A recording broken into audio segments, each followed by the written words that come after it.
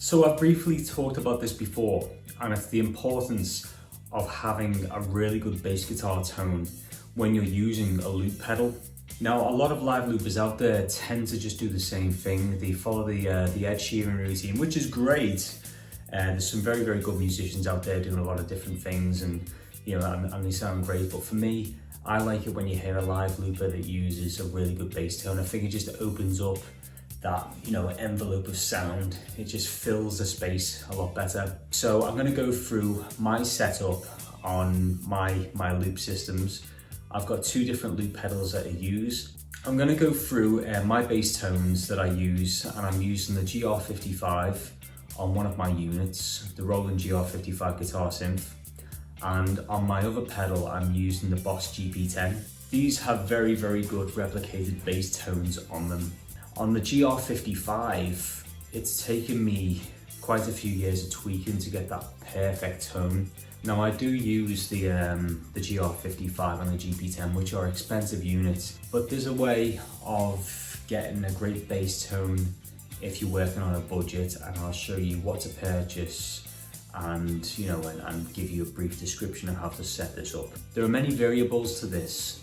Now, if you've got an acoustic guitar, certain things determine your tone you're going to get. The pickup that's in the guitar and placement.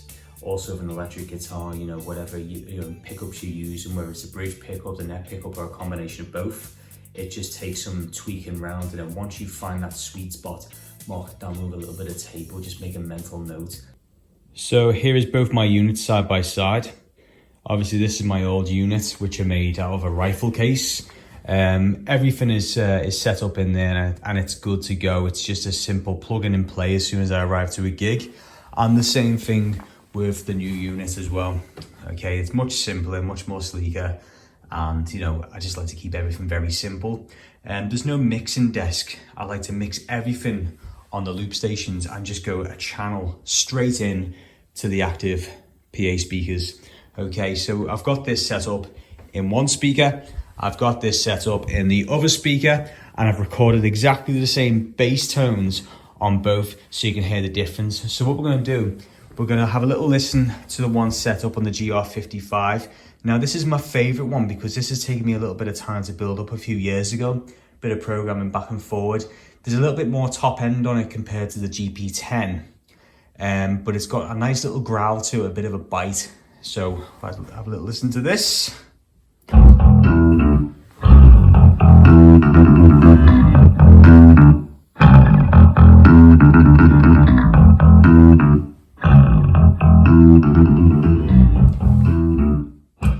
Oh, that's sexy. Now we're going to go for the one that's set up on the GP10 and see how this changes a little bit. The setup's a little bit different here. You'll find it's got a bit more bottom end sounding on it and less of a growl, but still very powerful.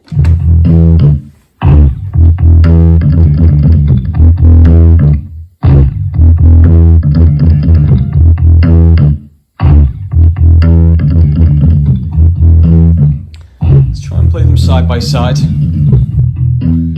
1, 2, 3, 4.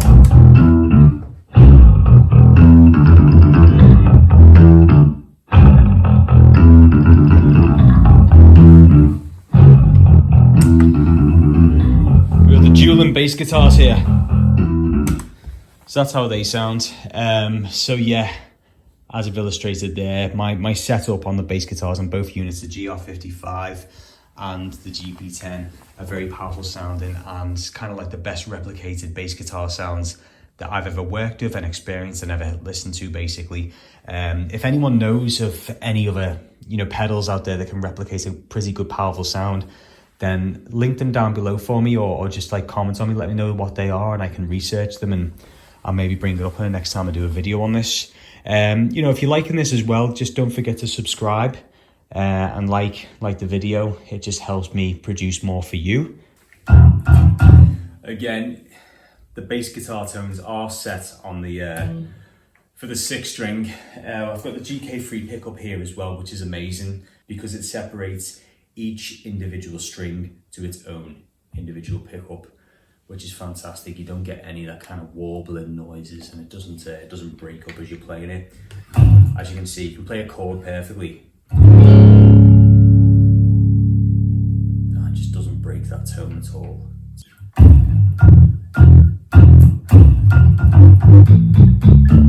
So I always use the pick. With it being on a 6-string, it kind of makes it the standard way of playing a bass guitar a little bit more difficult, because you haven't got the gaps in between the strings to give it a good little pull, you know. You tend to hit the other strings when you're playing it. So yeah. Gives it a bit more bite as well, I find. I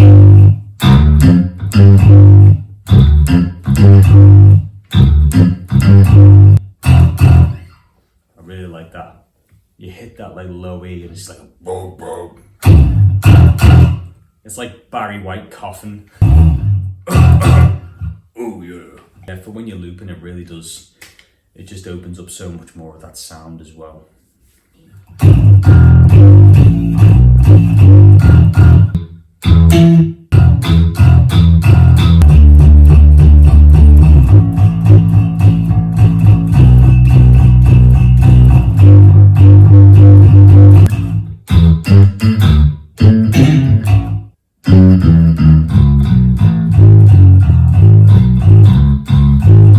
Looking through the settings on the Rc600, because it does have like that guitar to bass or the transpose setting on there. I got a really good bass tone by messing around on the Rc600.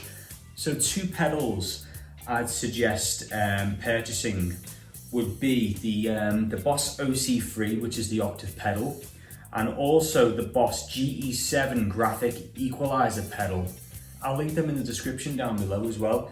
But it just makes sense to use the OC3 with a equalizer pedal, because you can really tweak those tones a little bit as well. If you got that little bit of a warble sound and a little bit of, I don't know, some of them have a little bit of latency to them as well, then I'm sure you can do some little tweaks on the equalizer pedal just to find that real good sweet spot as well.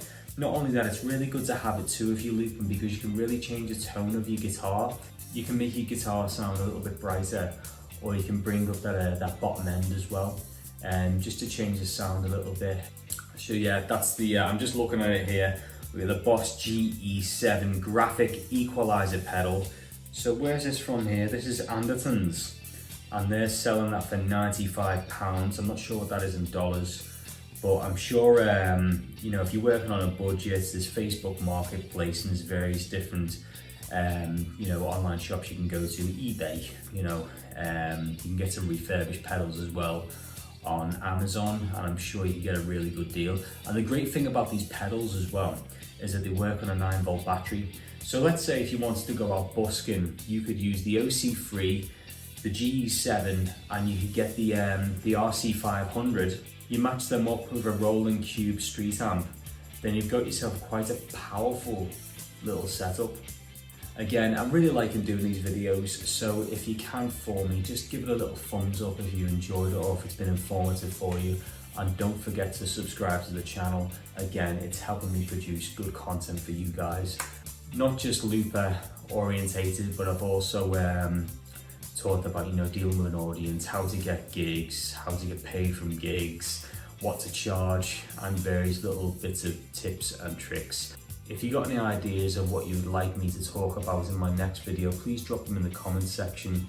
I'm really liking engaging with some of you guys, and I really appreciate some of the positive feedback I've been getting on these as well. I'll see you in the next video.